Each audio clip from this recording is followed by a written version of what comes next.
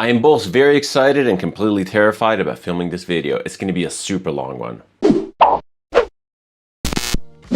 Hello, welcome back to Seldomly Often. I'm Daniel, today we're talking fragrances, and this is Fragrance Speed Dating with Aaron Terence Hughes. In this video format, I plow through my mountain of samples and discovery set to really learn more about a brand, a line, and even maybe a genre. I really like this format. It's super fun to experience these fragrances in this quick and dirty manner. You seem to like it too, and my aim for this format is actually to simulate the idea of going into a shop and sampling a brand for the first time. When you walk into a shop, you most likely will be sampling stuff off strip without time for a full evaluation, without time for a full skin wear. It's a really interesting point of view because you're tasked with evaluating the fragrance basically based on the first impression, very first opening. And I wanted to replicate this feeling in speed dating. As I quickly hinted at in my intro, today's video will be a little bit scary for me, not only because the video itself will be extremely long, and I'll get to that in a sec, but also because, well, the house of Aaron Terence Hughes is not necessarily my taste and not necessarily something that I gravitate towards, and I don't really like the vibe in general. A lot of the fragrances from the brand, at least from the brief, at least from the name, come across as a little bit childish, a little bit superficial. They're probably very fun to sample, extremely powerful, very long lasting, and there's definitely an appeal to that. But overall, the vibe of the brand itself doesn't really resonate with me. It feels a little bit half-baked. It doesn't really have a super strong brand identity, or rather, if there is an identity, I just don't know what it is, and it just doesn't really speak to me. That being said, I fully admit that this is pretty much all unfounded bias, because I have zero experience with the house of Aaron Terence Hughes. I have zero experience with all of their perfumes. Well, actually, I sampled Maverick in the past, but I barely remember what that smells like. In any case, I'm here to prove myself wrong once again, or at least I'm going to be hoping to prove myself wrong. These are many samples. Let's get right into it. As I said before, this video or this recording is a little bit daunting to me just because the video will be so insanely long. These are 16 samples given to me by my buddy Luke. You've seen him Frag Talk. Thank you so much, Luke, for giving me all of these samples. And I decided that instead of doing a two-parter, I'll be doing it all at once. So bear with me, I might have to take a break halfway, but in any case, I'll try to make it a little bit quicker than usual. I'll try to make it a little bit more actual speed dating style. But before we start, let me just very quickly remind you how this format works. I'll be spraying these on strip, talking about the very first opening, giving my very first impressions. I'll also be assigning a score 1 to 10 to each fragrance and evaluating comparatively one to another. I'll also be spraying on skin the fragrance or the two fragrances that I like the most. In this case, it might be two just because there's so many samples. And just talking about how the scent wears on skin, comparing it to strip. Some fragrance houses, some fragrance brands really demand the fragrances to be worn on skin to really develop and to really show their full colors. So let's just look at the various fragrances I'm going to be sampling in this video. As I said before, it's 16 samples. The video is going to be incredibly long, so feel free to skip ahead to the various fragrances that you like the most. I'm going to be timestamping the whole thing to allow you to better move about. Thank you, Luke, for these samples. These fragrances are actually insanely difficult to get in Switzerland. They're basically impossible to get. And actually, this aspect, this impossibility to purchase, might have had an impact on my bias towards the brand. Nonetheless, today we're going to be sampling Maverick, Slut, Violet Oud, Legend, Forbidden. Then we have Daddy. Then we have Oud, Kayos, Kunt, Kunt Plus, Morpheus, Onyx, Loki, Ozone, Hard Candy, and Odyssey. And by the way, these are all fragrances that Luke has. Luke does decant. He sells decant online on the Swiss market, and he's a huge Aaron Terence Hughes fan. I mean, to have 16 bottles, you gotta be a fan of the house. I guess I'm done talking, so let's start sampling. I'm gonna be going through these samples in no particular order. The only two fragrances that I'm gonna be sampling back to back are Kunt and Kunt Plus, just because I'm assuming that they're related. I'm assuming that they're somewhat similar. Let's start off with the lone sample here, Daddy. By the way Luke packages his sample is always top notch. I know it kind of feels and it looks like drugs, but it's actually perfume samples.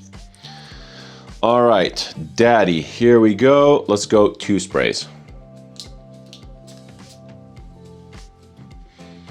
As I said before, I'll try to be a little bit quicker when evaluating scents, otherwise we'll never get through this. Immediately in the air, I haven't even brought this to my nose. This is very powerful, very potent. It's very fruity in a way.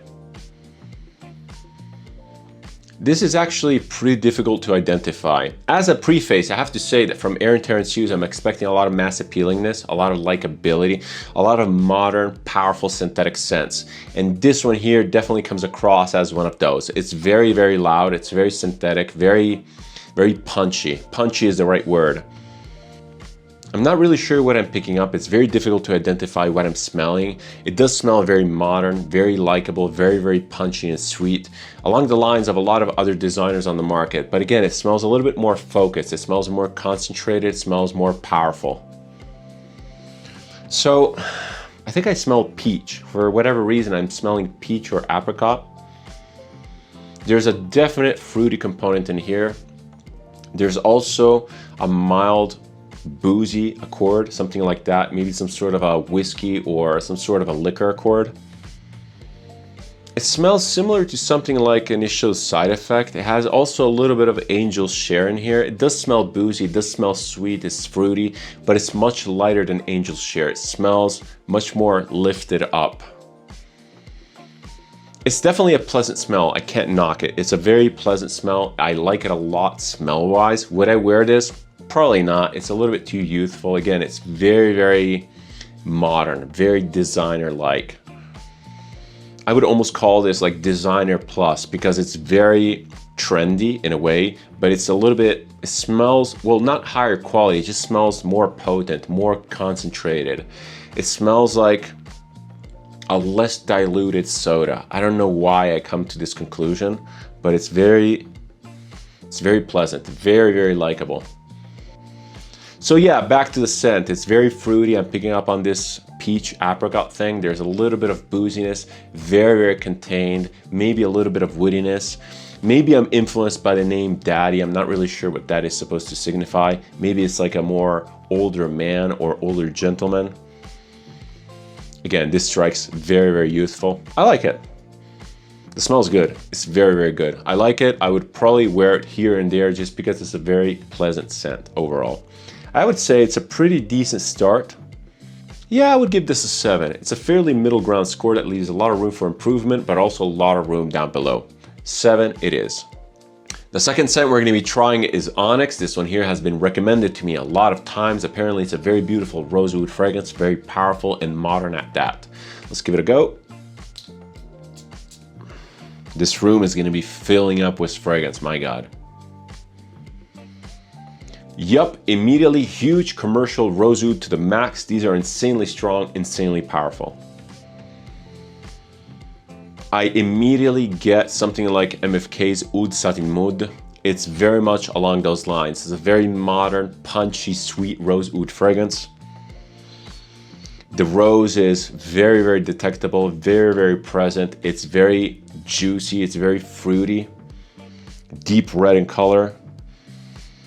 The oud is much similar to something like Oud Satin Mood by MFK, as I said, but also has a little bit more funkiness, maybe along the lines of something like More Than Words by Zerjov. Again, those two are massively popular, massively commercial rose oud fragrances, so there's no surprise there. It's a very likable scent, not edgy at all. It's actually really powerful, really pleasant, once again.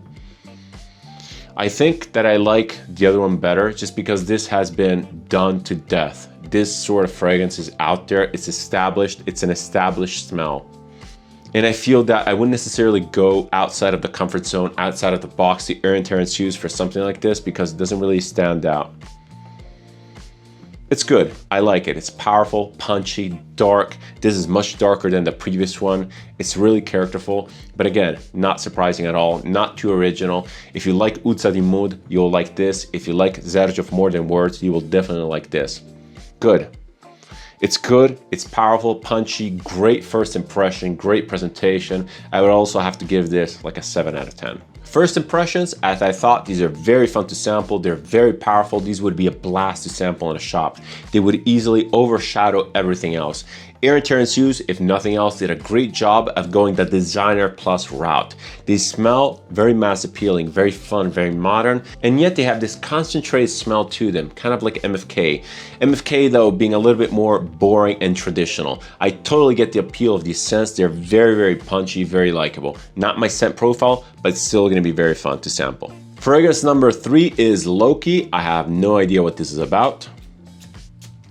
I'm highly doubtful that Loki, being a god of the northern mythology, has anything to do with this scent. The names, again, are a little bit laughable, are a little bit childish. This is also very powerful, but it goes in a much different direction. This goes fresh and clean, very airy. This definitely goes a little bit more of the blue route, the blue shower jelly sort of feeling. It's fresh, it's airy, it's a little bit piney in a way. It has this musky shower gel smell to it, a little bit like Zerjov. Again, it very much gives me designer plus vibes. Take a fresh blue fragrance, something along the lines of Sauvage, something along the lines of Bleu de Chanel EDT, and just super power it with ingredients. This, to its credit, does not smell as empty as those. It smells a little bit denser, smells more concentrated, smells a little bit more higher quality. And again, I'm not really sure if Aaron Terence Hughes is using higher quality ingredients than those commercially available ones, but scent profile wise, it's extremely reminiscent of those fragrances. Intensity wise, it's a little bit more of an elevated version of that. Definitely not my scent profile. I get it. It's very masculine, very easy to wear. It's very fresh, zingy. You can pretty much wear this in every season. I'm not a huge fan of the scent profile. I feel it's a little bit bland. I'm not really into blue fragrances. I'm not into fresh shower jelly sort of scents, but this one here is a good representation of that. Very, very simple, very mass appealing. No real surprise here. It's a good scent. It's very, very powerful, but nonetheless, not my scent profile. I would give this probably like a 6 out of 10. Another popular one, this one here is Hard Candy. A lot of the reviewers online raved about this. I can't really remember what they said about this scent profile wise, but we'll give it a go and see how it fares. So this is much more synthetic smelling than the other ones to my nose. It smells like it's made up of one of those chemicals or molecules that I'm anosmic to. Because it smells powerful, I can smell something, but I'm not really sure what I'm smelling. It smells empty, it smells like empty volume. If I'm really squinting through this empty fog, I'm picking up on this very light, effervescent cherry. It's a very minty cherry. But again, it's so faint and so distant in this emptiness. So I'm pretty sure I'm anosmic to this, and I can't really fully evaluate the smell. I might go back to this later down the road. Maybe the dry down settles down a little bit more. But for now, I like cherry scents. I like cherry scents that go a little bit more the artificial route, that smell fresh, a little bit tart. This one is one of those. It's also a little bit blue smelling. Once again, it has this shower gel sort of cleanliness to it. Again, I think I have to go back to this because I'm really having a hard time smelling what this is. For now, I would give this a 6 out of 10. Just because I like the cherry. Other than that, I can't really smell it. Fragrance number 5 is Odyssey. Let's see what this is about. I definitely have to air out this space midway because it's going to be increasingly difficult to really pinpoint the scents. This is citrusy. It's very, very fresh. It smells like lemonade. I really like this. There's a very tart smelling aspect to it. And the synthetic nature of this, because it does smell indeed very synthetic, it kind of aids to this effervescent zinginess of the citrus. I can totally see how some people would smell this and say that it smells like cleaning products, because again, it doesn't really smell natural. It smells like a lemon popsicle. It smells like a lemon flavored something. Very bright, very zingy. It smells like lemonade. It's really interesting. These fragrances, these last two, are strongly reminding me of mind games. And again, I'm not bashing mind games, I'm just saying that I'm sort of getting the same vibe. They smell relatively simple, they smell quite synthetic, they smell powerful because these are powerful scents. But overall, they go into the realm of candle or room sprayer smells. It's very strange to describe because it feels like a lot of these, these last two that I smelled have a very weak backbone. They're very light in the bottom. And I guess it's kind of the point. I mean, this one here smells like lemonade. So if you picture lemonade, or even picture other scents like Cedro di Diamante by Per Montecarlo, which is one of my favorite lemon smells ever. That one also is basically all top notes. And this smells a little bit like that. It's a little bit more synthetic, it's a little bit more screechy, it has this tinniness, it has this metallic notes, which really aids the citruses. It smells futuristic, it smells clean. I like it. I think that this is a 6.5 out of 10. Fragrance number 6 is Ozone. Is this one the one that is meant to be layered with other fragrance? Because I think that he put out a fragrance that was intentionally designed to be layered, kind of like a molecule scent. And Ozone, the name, kind of gives me this idea. The color is definitely denser than the other one, so I don't know. Wow, this is really interesting. You know what? The name really fits. This is probably one of the more realistic air smells that I've ever smelled on a first impression, and it's a strong departure from the other scents. This also has this synthetic volume to it, but again, here it works so well. And the fresh airiness is given by, I'm not really sure. There's definitely some sort of a light floral in here. There might be some light lavender, maybe some light violet. It's, wow. It's not powdery at all like some of these florals tend to be. It's a little bit, again, it has this metallic screechiness that really works well. It also kind of reminds me a little bit of Marc-Antoine Barrois Ganymede. So look, these scents, these last 3 at least, are very direct, they're very specific, they know what they are. What this does, it does well. It smells like air. It smells a little bit like a combination of Ganymede, as I said before, and a little bit more of a soft floral. I'm not really sure what. But the air in Ganymede, that air conditioning feeling comes across here, but it's less dirty, less recycled, less artificial. This smells like an air conditioner with a dryer sheet stuffed in it. It has this very realistic, zingy, metallic freshness to it. It smells insanely clean. I would never wear something like this. It's just not my scent profile, but I can totally see how this would be an insanely good office scent. You would just come across as really, really clean. It also has a little bit of that blue shower gel sort of vibe, but it's much, much fainter in here, and it just serves to elevate this air feeling even more. It's interesting. I like the concept, I like the execution. I would give this a 7 out of 10. Fragrance number 7 is Violet Oud. I have never heard of this. This is beyond my comprehension of the Aaron Terence Hughes brand. I've never heard anyone talk about this, so this will be completely new. Interesting. So the name is sort of fitting. I mean, it's not a complicated name by any stretch of the imagination, but it does fit a little bit. I think that this is a little bit inspired by MFK's Oud. The woodiness is definitely front and center, and it's not overshadowed by the rose like in Onyx. It has the same sort of medicinal, very light, very, very light funkiness in here. Again, reminiscent of MFK's Oud.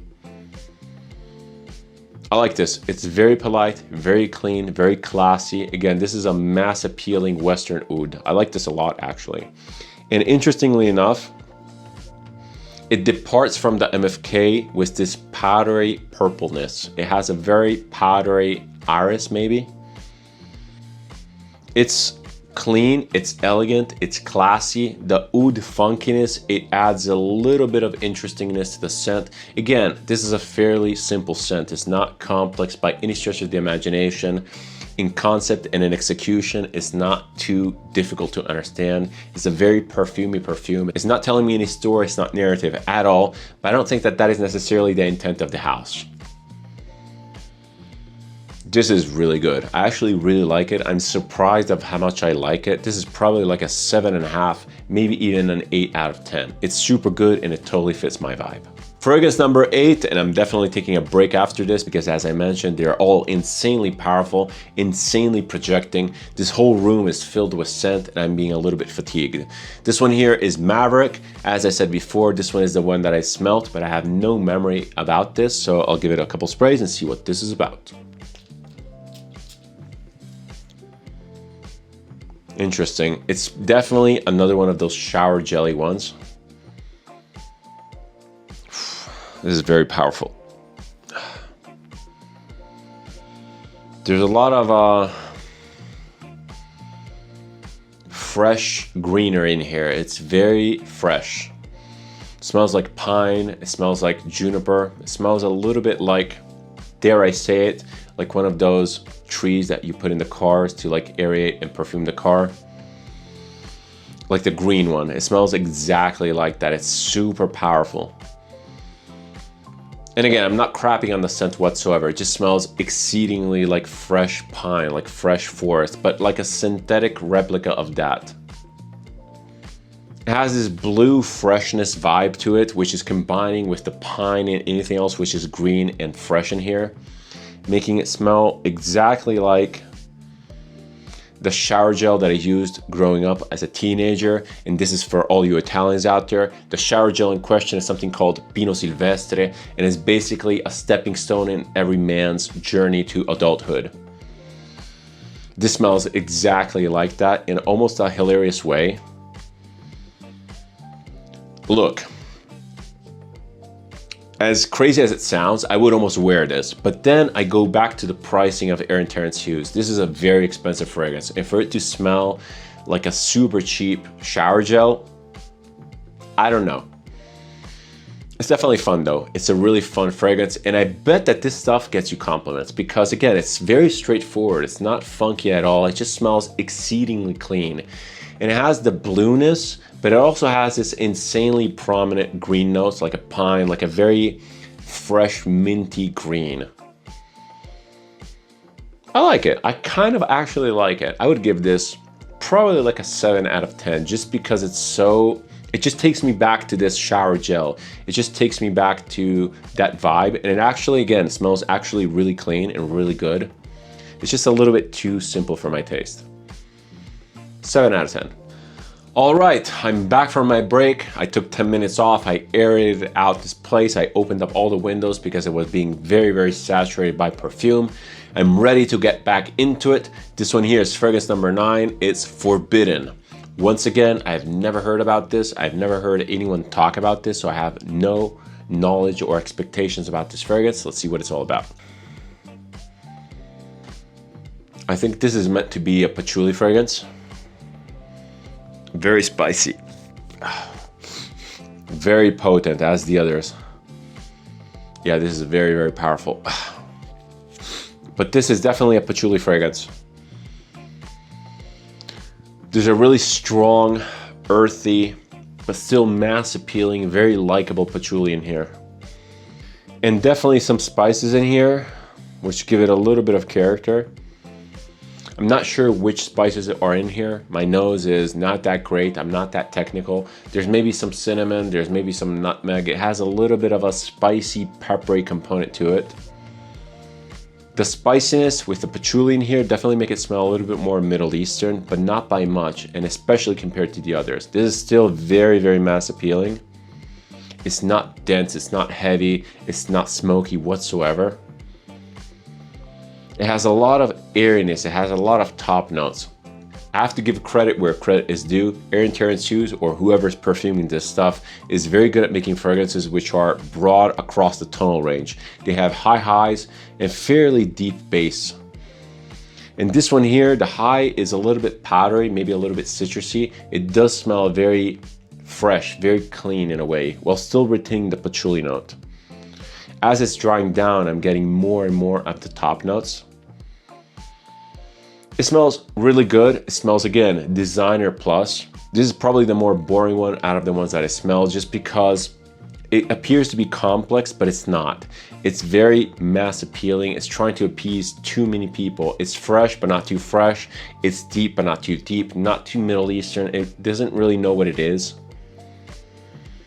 It's good. As a general fragrance, it's really good. It definitely appears to be the more complex, but again, it really lacks vision. It really lacks drive. There's something about it that makes it smell very generic. Yeah, it's not my style while being my style. It's a little bit half-baked. It kind of reminds me of the Harmonist Hypnotizing Fire. It's just a little bit simplistic, you know?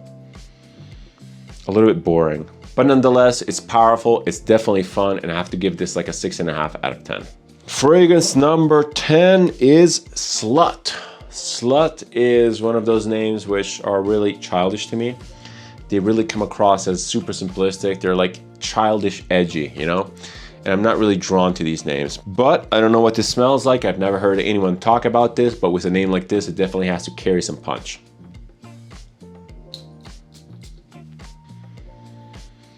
Very, very powerful once again. This reminds me of something very, very strongly. This smells... It doesn't smell as feminine as the name would imply. It actually smells super powerful, very fruity, very florally, just this massive fruit floral concoction with a clean musk undertone. It does kind of remind me of the Zerjoff shower gel ones, or the Zerjoff soapy ones, maybe from the V line. But not a one-to-one to anything. It kind of just has that vibe. Again, it's very, very powerful. It's very deep. It feels layered with like fruit and florals. I can't really detect anything. It definitely smells a little bit synthetic, but it has the type of syntheticness which is actually an addition to the scent in my opinion, just because it has this very modern, very potent presence to it.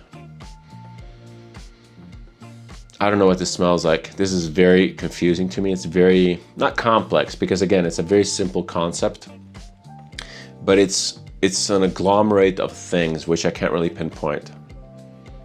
I don't know, because it kind of reminds me a little bit of Accento by Zerjoff, because it has that powdery floral component with a little bit of fruitiness. But once again, Aaron Terence Hughes really manages to put in a lot of elevation in the scent. It really extends up in the tone range. It has the same metallic airiness from Ozone, making it smell like a pressed shirt of some sort. It does smell like fresh linen, but it also has a little bit of Zerjoff in there. So it's kind of like delicate but powerful at the same time. I don't know, I'm not really sure what this smells like other than the things that I mentioned. It's pretty interesting. It's very, very powerful. Definitely a nose catcher. In the air, it's very, very projecting. I would have to give this a 6.5 out of 10. Next fragrance is Legend. I'm not really sure what number we're at. Legend is another one of those fragrances that I've never heard anyone talk about. The fragrances from Aaron Terence Hughes are difficult to get. They're difficult to get in the US, they're difficult to get in Switzerland. I think that they're difficult to get outside of the UK. They also seem to be very good sellers and permanently out of stock. That may also be due to the success of the YouTube channel. Nonetheless, Legend, I have no idea what this smells like. Let's see what we get. Okay, so I'm starting to notice a pattern here. This airiness, which is in Ozone, this metallic airiness, this metallic clean air, is pretty much permeating a lot of the fragrances, and he uses that a lot. And it's definitely in here too. And when you smell one of these fragrances in isolation, especially the deeper ones, it's definitely a neat trick because it really pushes the bass notes in the mid-tones really up in the tonal range. And it makes the fragrance overall appear fresher and lighter. And this is also aiding to the mass appealingness of the brand, because some people are really resistant to deep and dark scents. And when you add this sort of compound, this sort of airiness, the scent is really perceived much lighter than it is. And it's usually much more tolerated. Now, the drawback is obviously the fact that this smells synthetic. It has that synthetic air smell, and it's not for everyone. I would get extremely fatigued by it, especially because I'm noticing a pattern. Anyway, back to Legend. This one here is a more fresh fragrance. It definitely smells a lot more like the air. It's definitely more masculine because it has more masculine components in here. It's fresh, it's zingy, it's effervescent, but also a little bit metallic.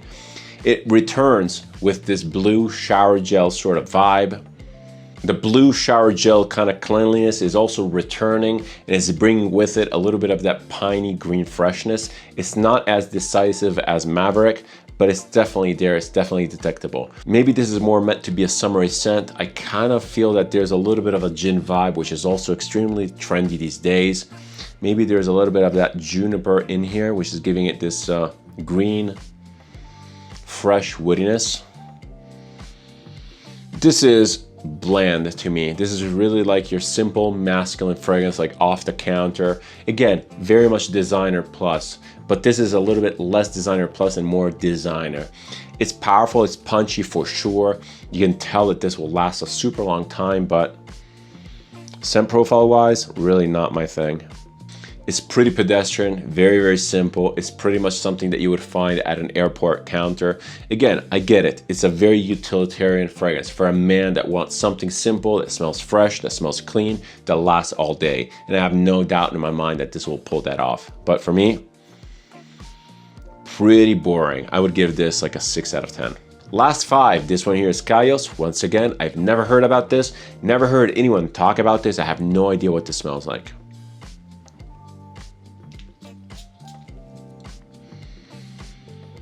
The same airy freshness is also definitely in here, the same airy freshness that I was talking about. It's a little bit synthetic. This is also a fresh fragrance. I'm not really sure if it's a coincidence or not that I'm smelling these back to back.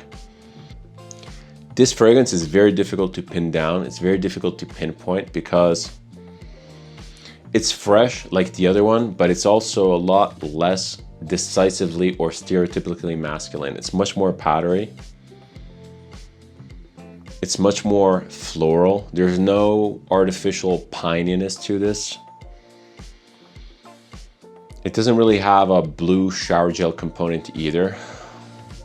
It smells kind of like Ozone, but a little bit more powdery. This smells a little bit more intensely like a fragrance. It has that, once again, that Sergio Facento mixed floral sort of smell. No base whatsoever, very, very light, very fluffy. You know what? This actually might be more of a musk scent. It has this fresh, fluffy towel smell. I don't mind it. It's definitely not my thing. I think that this leans a little bit feminine. It's probably the more feminine leaning of the bunch. It's a very light, powdery floral, very synthetic smelling. Again, this is a common theme. I'm not bashing it, but it's fact. I don't mind this at all. Very fresh, very light, very airy, very wispy. I think that this is a 6.5 out of 10. All right, fragrance number whatever. This one here is Kunt. Next one is gonna be Kunt Plus. I hope I don't get demonetized for this dumb name. YouTube algorithm, by the way, this one here is Kunt with a K, so it's not as offensive. Anyway, let's see what this smells like.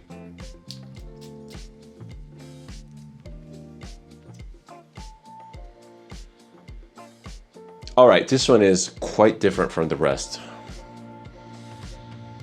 I think that this is the first one that I smelled that has a decisive leather component to it.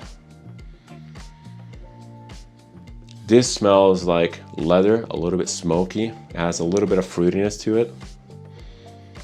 As crazy as it sounds, this kind of reminds me of Nudiflorum by Nasomatto, but lighter. It has that Aaron Terence Hughes airy component in here, which really elevates everything. The leather component in here is definitely easy to detect. It's not dirty. This doesn't come across as skanky whatsoever. There's no animalic component to these whatsoever. All of these fragrances are insanely easy to wear, very, very modern, very, very likable.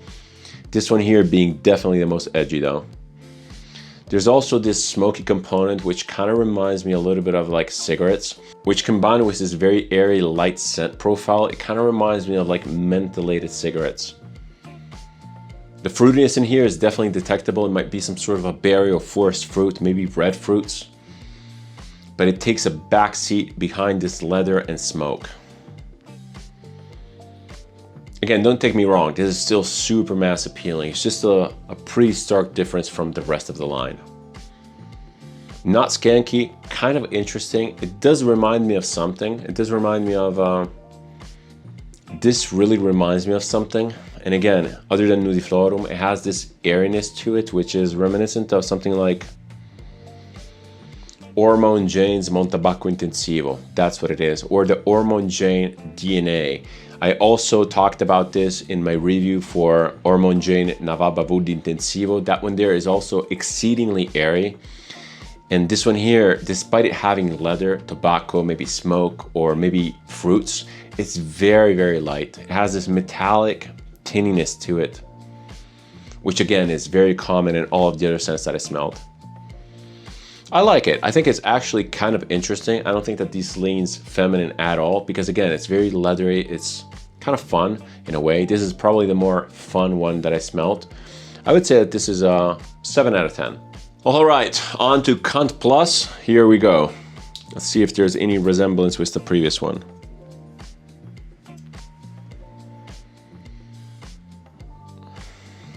Very powerful, wow. This smells, again, very, very similar to the previous one, obviously, but less leathery, less smoky. This smells less weird, less fun in my opinion. There's a lot more berries in here. There's a lot more fruitiness.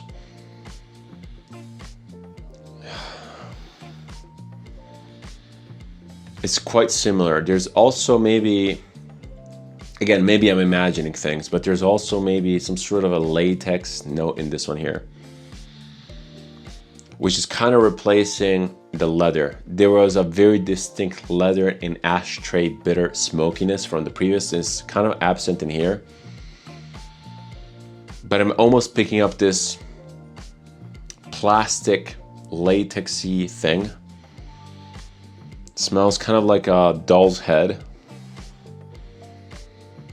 but like very, very fruity. I remember when I was a kid, my sister had these dolls. They were the dolls that smelled like stuff. I think they were the muffin something. I can't remember their name, but she had these dolls with like big hats and they smelled like fake plastic sweetness. This smells kind of like that. It smells like a scented doll. This one is actually one of the few scents that I've smelled which is the least airy. It's very much mid-tone centric. It doesn't have that zing, that effervescence that the other scents have. This is much more mid-tone.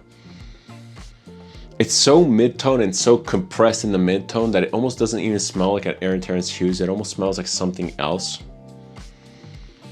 If it were for the connection with the previous Kunt, I wouldn't necessarily even say that these were from the same house. Interesting. A little bit too plasticky, a little bit too latexy for me. That note, that smell kind of bothers me, so I would probably never wear this, but it's at least interesting. For that alone, I have to give it like a 7 out of 10. Second to last fragrance, we're almost done. This one here is Morpheus.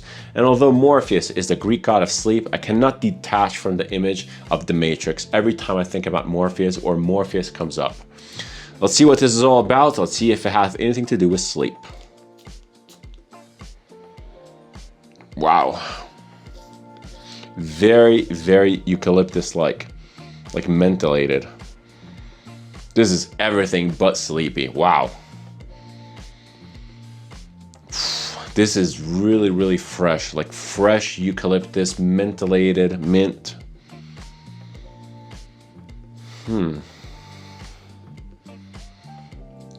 Once again, couldn't be missed. That synthetic airiness is also in here. It's a fresh fragrance for sure. It doesn't really have much base. Doesn't really have much density. I'm not really sure what this is about. Again, this Morpheus name is playing games with my head because I'm trying to associate it to the smell, but there's nothing that I can pinpoint it to. It's fresh, it's airy, it's mentholated. There's a lot of balsamic, like eucalyptus sort of notes in here. Smells a little bit like Vicks Vaporub.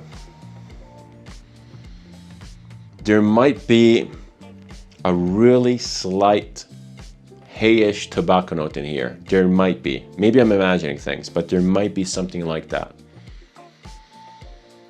There might be a little bit of a tobacco smoky note. Or some sort of a wood, maybe like a cedar wood, something that it has a little bit more warmth, because there's something in here that is clashing with that fresh eucalyptus balsamic thing, and I don't know what it is. Interesting scent. I think that between the freshies, this is probably my favorite because I'm a sucker for eucalyptus, I'm a sucker for mintiness, and I just really like strong polarized scents. And by polarized, I mean not decisive, I mean very directional, very specific. And this one here has a lot of specificity to it. The backbone is kind of reminding me a tiny bit of Clean Suede by Etat Libre d'Orange. That one also actually has a lot of this metallic airiness to it, really elevating the scent profile, because that scent has a lot of suede, tobacco, and a lot of masculine notes, but given this sort of a similar airy compound, it's very light and it wears kind of similar to these. I don't mind this. The more I'm waiting it out, the more this is drawing down, the more the eucalyptus notes is sort of like fading off in that flash fire. And I'm starting to pick up on that woodiness or that hayish tobacco note. It's kind of good. It's more and more reminding me of Montabacco Intensivo once again. It has that very faint tobacco note, but at least this doesn't smell empty like Montabacco Intensivo. It smells a little bit more decisive. I don't mind this. I think it's a little bit more boring than Kunt for sure. I would give this like a 6.5 out of 10. Last fragrance, this one here is simply Oud. I'm hoping that this one tops my current favorite, which is Violet Oud. I gave that fragrance a 7.5, almost 8. I'm hoping that this is another interesting interpretation of Oud. I'm expecting a lot of wearability, a lot of westernized Oud feeling. Let's give it a go. This is interesting. This is easily the least dense from the bunch. It's definitely the one that smells the least synthetic, and it's missing that airy, fresh component to it. Thank God we got a break from that. This comes across as a fairly simple, woody, maybe slightly oudy scent, not too dissimilar from the woody component and something like Oud for Greatness by Initio. That one there, despite its synthetic nature, I really liked. It had a very realistic cut wood sort of smell to it. A very freshly cut wood. And I'm a sucker for wood shaving smell, like a sawmill smell. This one here is very, very light, very subtle though. I like this, but it's a little bit too thin, too light, especially compared to the rest of the line. Everything was super powerful, very dense, very potent smelling. This one here is super light. And maybe it was intentional. Maybe Aaron wanted to really make something really clean smelling, really Western, while still preserving a little bit of the oudiness. And again, the oud in here is far from any sort of barnyard oud, far from any sort of stinky oud. There's a tiny bit of fruity aspect to this woodiness. There's a tiny bit of balsamicness, but it's so minuscule. It might be just chemicals just playing with my brain. It's a very, very simple scent. I like it because I happen to like woody scents, but this is a little bit too light for me. Yeah, my favorite is still Oud Violet by a landslide. This one here is a little bit underwhelming. I would say this is like a 6 out of 10. All right, as I said, I'm definitely a little bit nose fatigued. This was a long video to shoot, many fragrances, maybe too many fragrances. I have another sample set that I need to go through, which is massive, which is a Bortnikov sample set. Those are over 20 fragrances, but I think I need to break that up in 2 just because it's too much. And those specifically are also very, very potent. And yeah, I'm gonna definitely be breaking that up. Other than that, my favorite, as I just said, is definitely by a landslide Oud Violet, because, or actually Violet Oud, just because it came across as classy, elegant, fairly fresh, really unique wearing. Going back to the strip for this, scent profile wise, I'm still heavily reminded by MFK's Oud. It has the same sort of Oud feeling. But I'm going to be spraying this on skin, and I'm expecting the wear experience to be much lighter than MFK's Oud. And I'm expecting it to remind me once again of Ormond Jane's Nawab Oud Intensivo. That one there really strikes a really good balance between being wearable, elegant, classy, while still retaining a little bit of edge and a little bit of interestingness.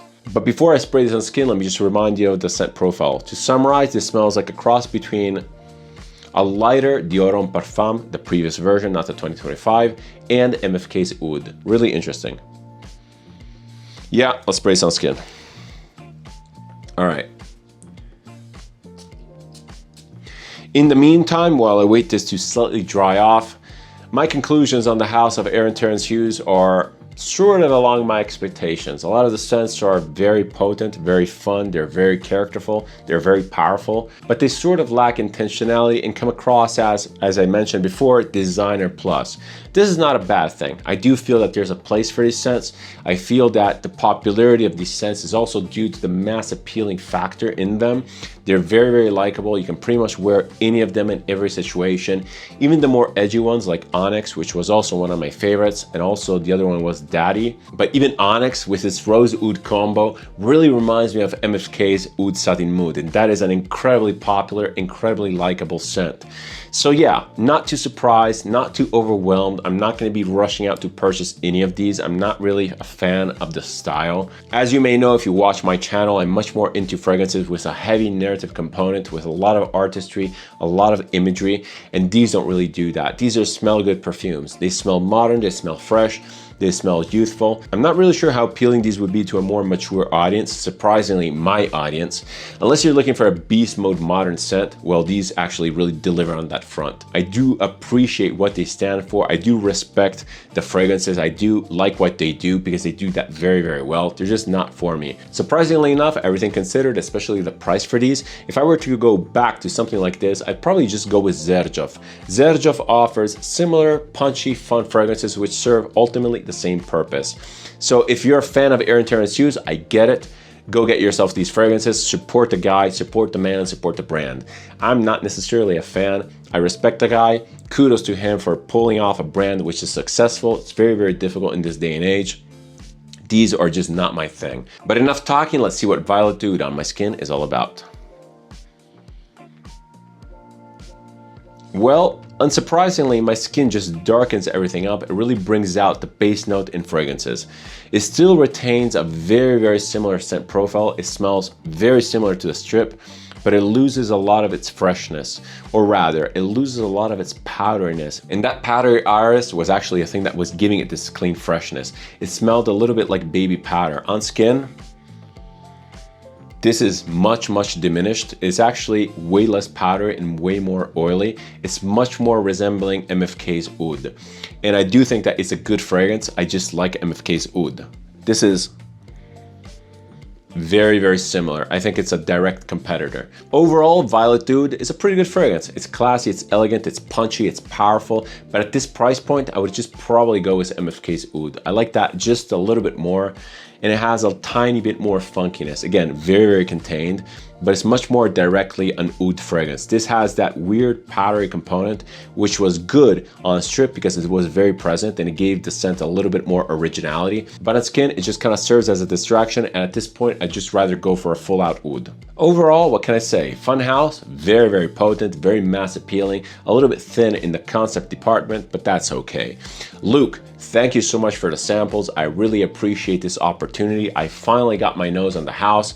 It was something that really eluded me. It was a giant hole in my repertoire, and I'm happy that I finally got to know these fragrances. If you have any suggestions for fragrances of the line that I've missed, that I've not smelled, leave a comment down below. I'll do my best to track down a sample, although I can't guarantee it just because these fragrances are insanely difficult to come by. Have you tried the house? Have you tried the brand of Aaron Terence Hughes? What do you think? What are your impressions? Leave a comment down below. I'm always super happy to listen to your opinions. If you like this type of content, if you like my approach to video, feel free to subscribe. It's always massively appreciated and it helps the channel. If you want to interact with me, leave a comment, suggestion, opinion, or anything else down below. I always reply and I always keep the conversation open. Thank you so much for watching. Thank you so much for your time. Many more videos to come, many more speed dating episodes on the horizon. Stay tuned for more. See you in the next one, and cheers.